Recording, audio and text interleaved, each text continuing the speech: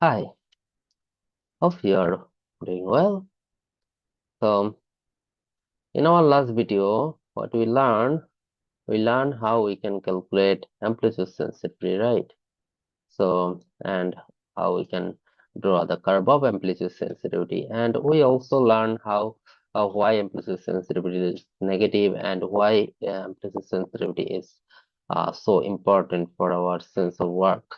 So, Uh, and I told you that in this video we'll learn how we can calculate FOM and FWHM photoid up maxima and figure of merit. Okay, so today we'll learn how we can calculate FOM and FWHM. So it's very easy to calculate.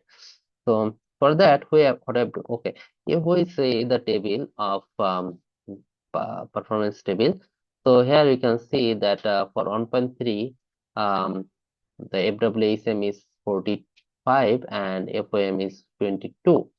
Okay, and for example, 1.42 FWHM is 39 and FOM is 692. Okay, so now we'll try to calculate some amplitude FOM and FWHM. Okay, so for that, maybe we can calculate FOM for 1.41. Okay, so we may delete this to figure. Okay, we can calculate FWHM for 1.41. Okay, so for that, what we have to do, we have to plot the confinement loss curve. Okay, so draw the confinement loss curve. Okay, you can draw it like this, and what you have to do, right click here, and from here, from this data, you have to select from maybe 800. Initially, I'm selecting from 800 to maybe 900. Okay, so okay, it's okay. No worries about anything. Okay. Now what you have to see, we are trying to calculate FWHM. Okay, first of all we will calculate FWHM.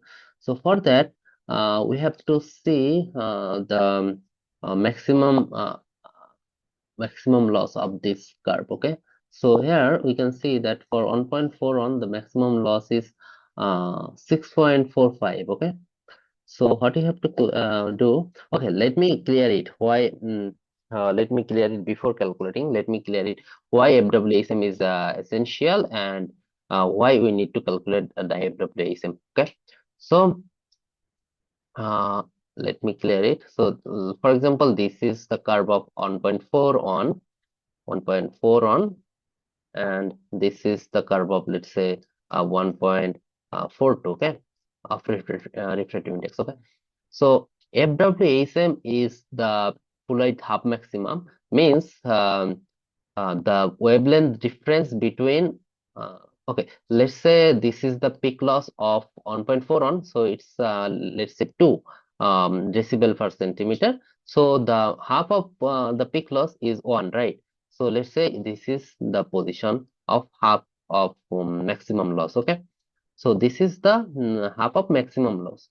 Okay, so the FWHM is the difference between these two wavelengths. Okay, FWHM is the difference between between these two wavelengths. Okay, so if the when the difference will be low, then the curve will be sharp. Okay, so for biosensing, sharp curve is very essential. The more the curve is more sharp, the sensor detection error is less. Okay, so when the curve is very wide, then it will show high detection error. Okay, so we need very sharp curve for um, uh, biosensing or sensing. Okay, but in some application like filter or other some application, maybe wider curve is essential. Okay, so for biosensing we need sharp curve. So that's why we have to calculate the FWHM. That's how we can tell that our curve is sharp. Okay, so I think you got it, how what is FWHM and why we need FWHM.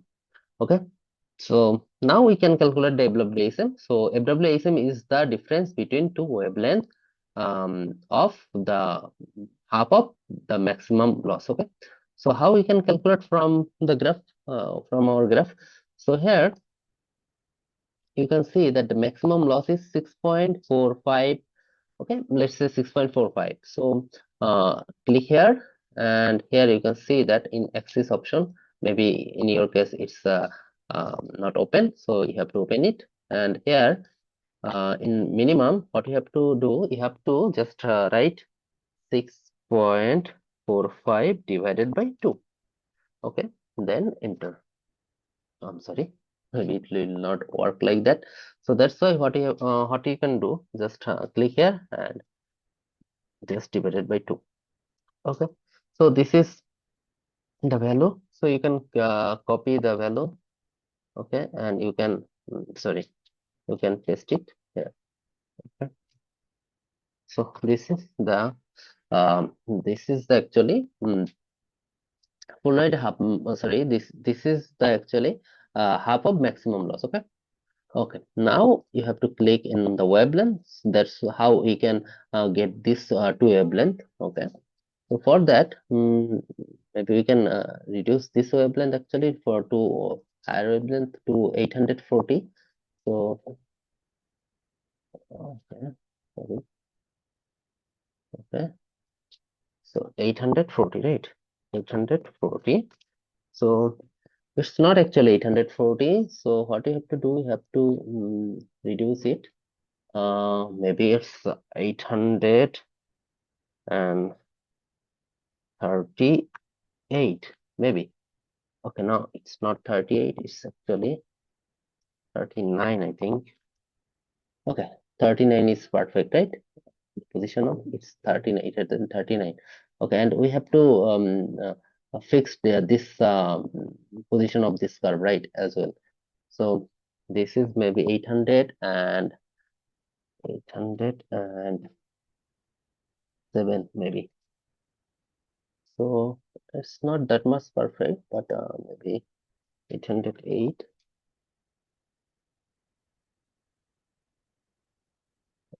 My laptop is having. Okay, 808 is okay. No, 808 it's not okay. So 807.5. It's perfect. So the difference of these 2 point is 839 minus 839 minus 807.5. Okay. So the difference is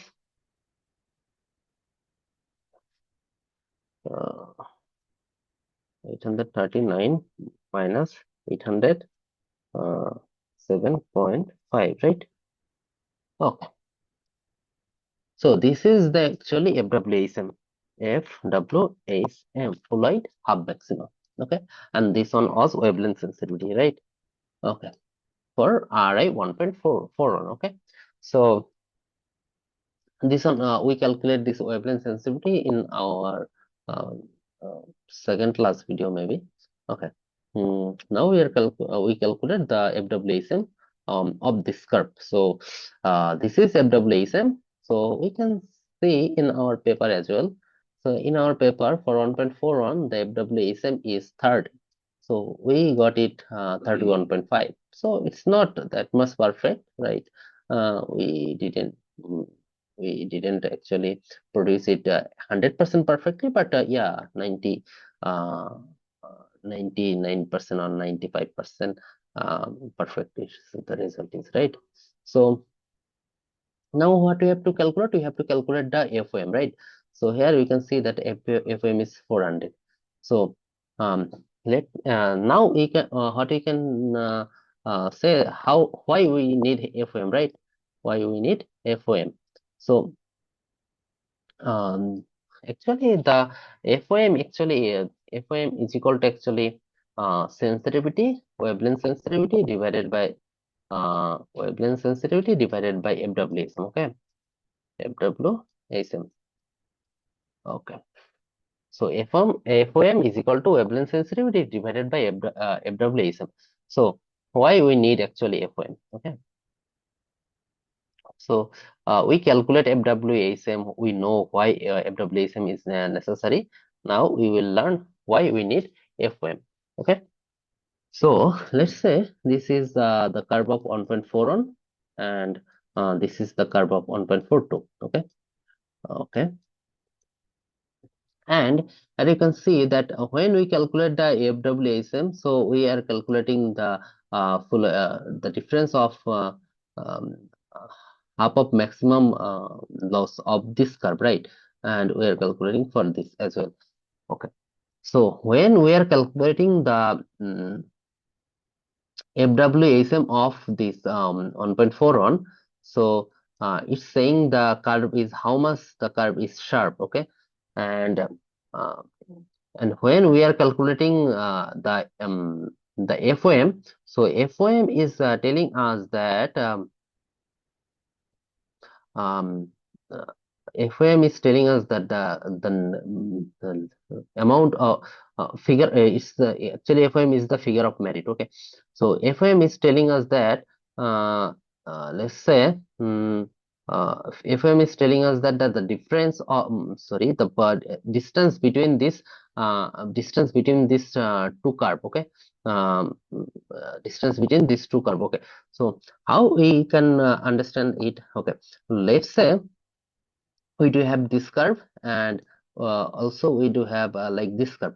Okay, when now the FOM of this curve and the sensitivity of this curve, the sensitivity of this refractive index is for example 500. Okay, okay. So and the FOM is FWHM is, let's say, uh, 30. Okay, FWHM is 30. Okay, then when we will divide FW 500 divided by 30, then it will be kind of uh, maybe fif- mm, okay, maybe 15, right? 15 point something. Okay, whatever. Um, let's say 15.5, whatever. So it's telling us that the difference of the distance between these two curve is 15.5. It's not that much high, right? So there is a high chance of wrong detection. Okay, that's why we need very good distance between these two curve, and FOM is actually telling us the difference between this distance between these two curve actually. So that's so when FOM is very high, then our sensor detection error will be very less. Okay, that's why we need FOM. Okay, I think you understand the thing. Okay, so that's why we need to calculate the FOM, and we know the equation of FOM. So FOM is equal to FOM is equal to actually wavelength sensitivity as lambda divided by FWHM. Okay, so it's very simple in Excel. So we are calculating FOM is equal to wavelength sensitivity divided by FWHM. Okay, so as simple as it is. Okay, so it's actually 412.69. In our paper, we can see that it's 400. So it's okay. It's close to the paper. Okay, that's the thing. The FWHM, sorry, FOM of this wavelength 1.41 is actually 412.69. That's the thing. So yeah, that's all for today. Maybe now we can calculate FOM, FWHM, FOM, FWHM, and amplitude sensitivity and wavelength sensitivity. And in our next video, maybe we will learn how we can calculate the resolution. Okay, and as well in our next video, we will learn some advanced sensor performance. That's is nowadays is essential for high impact Factor Journal. Okay, thank you.